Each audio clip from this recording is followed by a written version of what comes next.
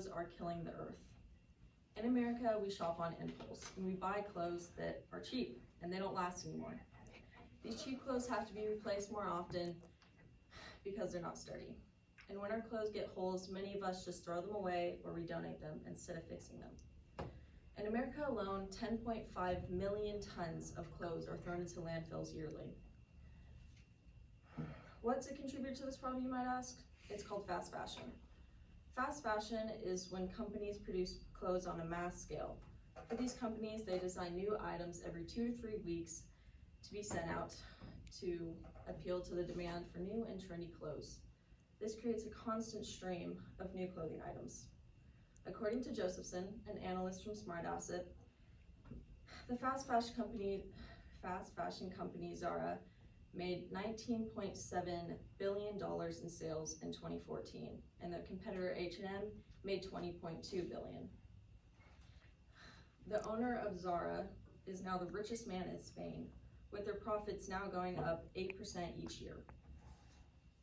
But at such low prices, how do they make any money? The fast fashion model is based on low production means, which means they use really cheap materials and they don't pay their workers enough, as well as they have really bad working conditions. By buying from these companies, we are being reckless, when a solution as simple as not being so focused on image or greed could potentially save our ecosystem.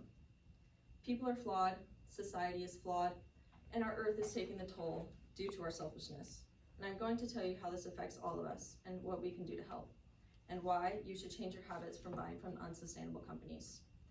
An example of the bad working conditions is when in Bangladesh in 2013, when 1,129 workers died when the collapse of their factory killed them.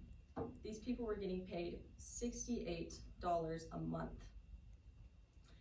In Cambodia, they get paid $100 a month.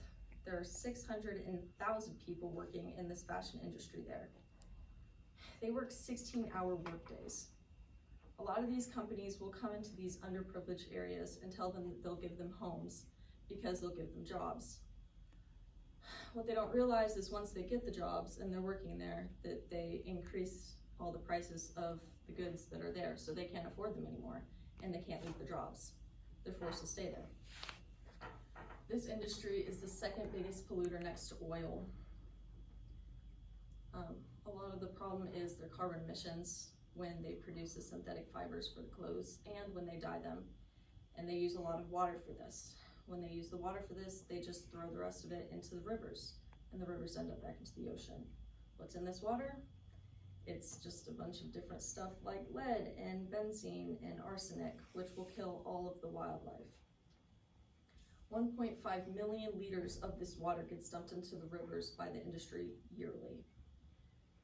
It's no longer drinkable, and there are 750 million people on Earth who don't have clean drinking water. So now you can see how bad it is. But what's your motivator to do something and actually change your habits? You can just thrift clothes. It's as simple as that.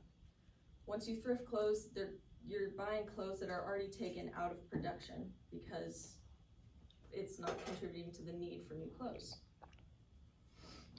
A lot of people may say that you shouldn't buy from consignment stores or thrift stores because people who are of low income need this.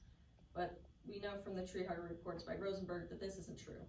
Only 20% of the clothes that get donated are actually bought. 80% of them still end up getting thrown away.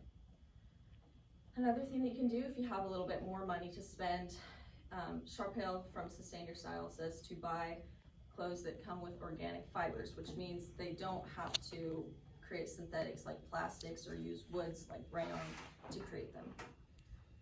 You can also buy from sustainable brands that use renewable energy. A big thing that this does for you is save money because you won't be buying these brand new clothes, even though a lot of them are of good quality.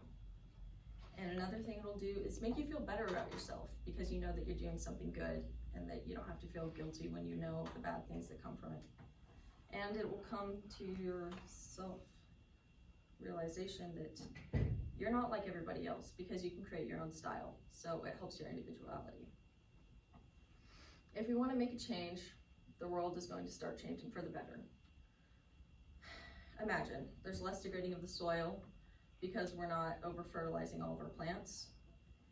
Our ocean is cleaner, we have more drinking water, and global warming is massively coming to a halt. The animals are keeping their habitats because there's not deforestation, and indigenous people are keeping their homes because their area isn't taken away. Imagine everybody not all wearing the same clothes. You don't show up to the school and somebody's wearing the same shirt as you.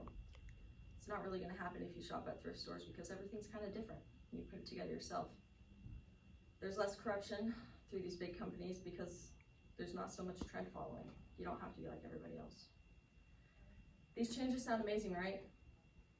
Our society's thirst for money and status is going to be the death of our planet. You can do your part by not being a contributor to this problem. I encourage you to think about where your money is going when you shop for clothes because it does make a difference.